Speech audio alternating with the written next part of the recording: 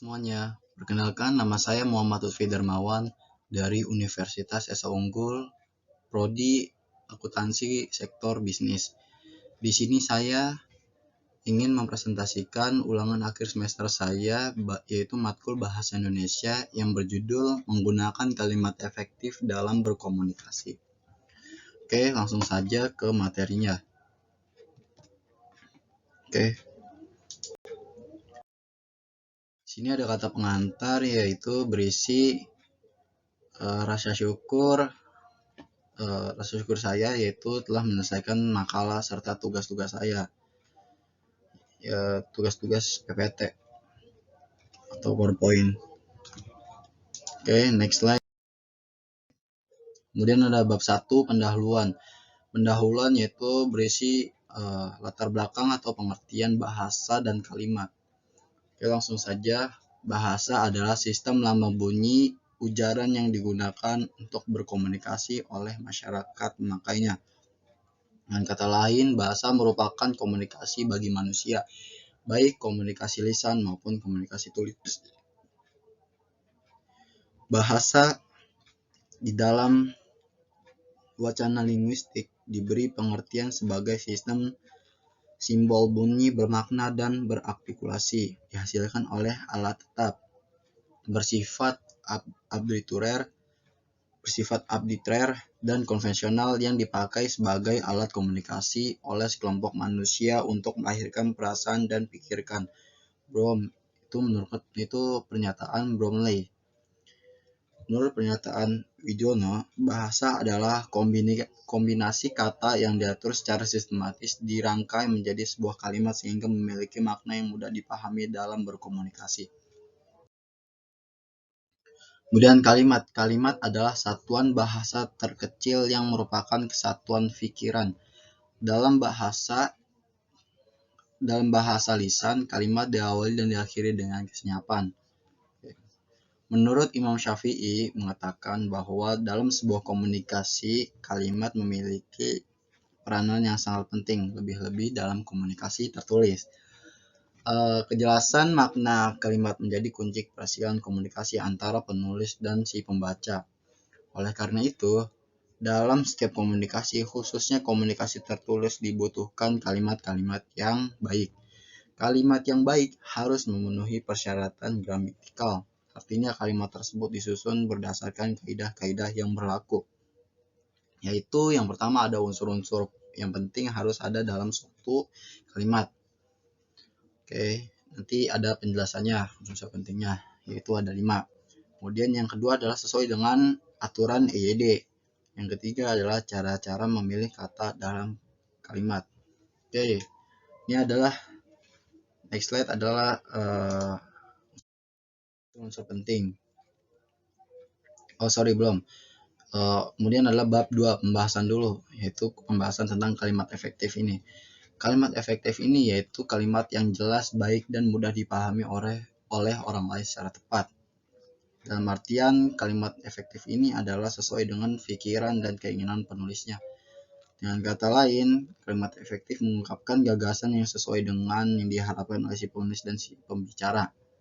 Kalimat efektif harus digunakan gagasan, maksud, atau informasi kepada orang lain secara lugas, sehingga gagasan itu dipahami secara sama oleh pembaca atau si pendengar. Kemudian ya, ini adalah poin-poin yang saya bilang tadi, poin-poin dari kalimat yang terpentingnya, yaitu yang pertama adalah kelugasan. Kelugasan dari kalimat efektif mensyaratkan bahwa informasi yang disampaikan dalam kalimat itu ialah pokok-pokoknya saja, tidak berbelit tetapi sederhana. Contoh berdasarkan penelitian.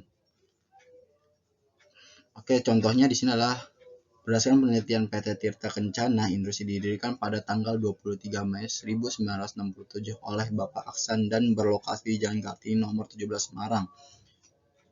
Oke, maksudnya di sini adalah poin-poin pentingnya, yaitu penelitian dan tidak berbelit-belit. Di sini langsung saja poin-poinnya, yaitu PT Tirta didirikan tanggal 23 Mei, tahunnya jelas, dan didirikan oleh siapa, berlokasi di mana. Oke, Yang kedua adalah ketepatan. Ketepatan dalam kalimat efektif mensyaratkan bahwa informasi yang akan disampaikan dalam kalimat itu harus sesuai dengan sasaran sehingga dibutuhkan ketelitian. Contoh dari kalimat ketepatan yaitu yang pertama adalah kalimat ini adalah rumah yang antik milik seniman itu dijual dengan harga murah. Oke, seniman yang antik itu menjual rumahnya dengan harga murah. Emang agak berbelit-belit, tapi ini adalah dibutuhkan ketelitian. Oke, selanjutnya slide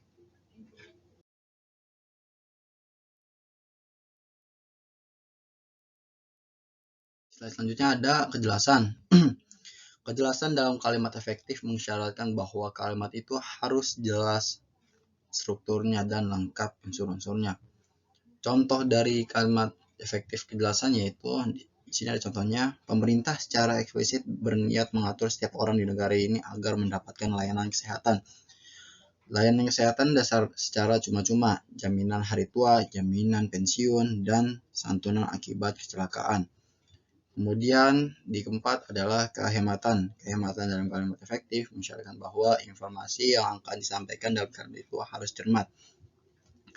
Harus cermat, tidak boros, dan perlu kehati-hatian. Untuk itu perlu dihindari bentuk-bentuk yang bersinonim. Contoh-contoh kata sinonim itu dihindari dalam unsur-unsur penting kehematan ini. Contohnya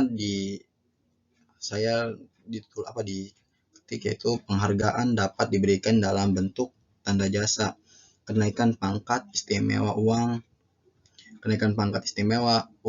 piagam, atau bentuk penghargaan lain. Oke, yang terakhir adalah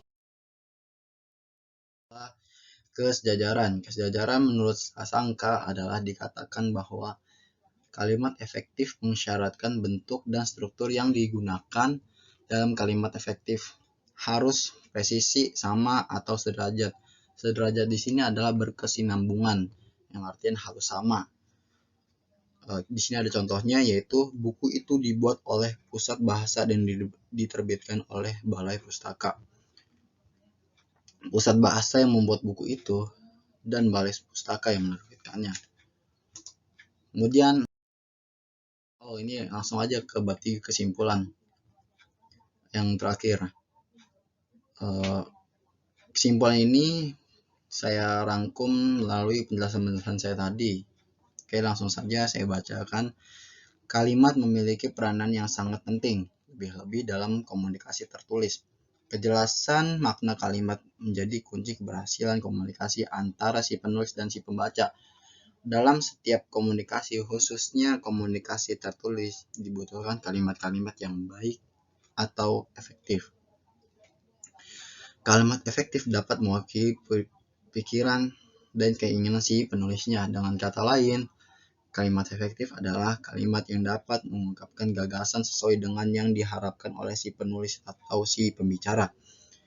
Kalimat efektif harus dapat digunakan untuk mengungkapkan gagasan, maksud, atau informasi kepada orang lain secara lugas, sehingga gagasan itu dipahami secara sama oleh pembaca atau pendengar. Dengan demikian, kalimat efektif itu harus mampu menciptakan kesepahaman antara penulis atau pembaca, atau juga antara pembicara dengan si pendengar. Untuk itulah kalimat efektif harus bercirikan kelugasan, ketepatan, kejelasan, kehematan, keutuhan, dan kesejajaran. Oke, terima kasih. Itu saja yang saya dapat sampaikan dari materi yang berjudul menggunakan kalimat efektif dalam berkomunikasi. Oke, jika saya kurang informasinya mohon dimaafkan. Selanjutnya yaitu jika kalian suka dengan video ini, like dan komen. Jika tidak suka, dislike juga nggak apa-apa. Oke. Itu saja yang saya dapat sampaikan. Terima kasih. Assalamualaikum warahmatullahi wabarakatuh.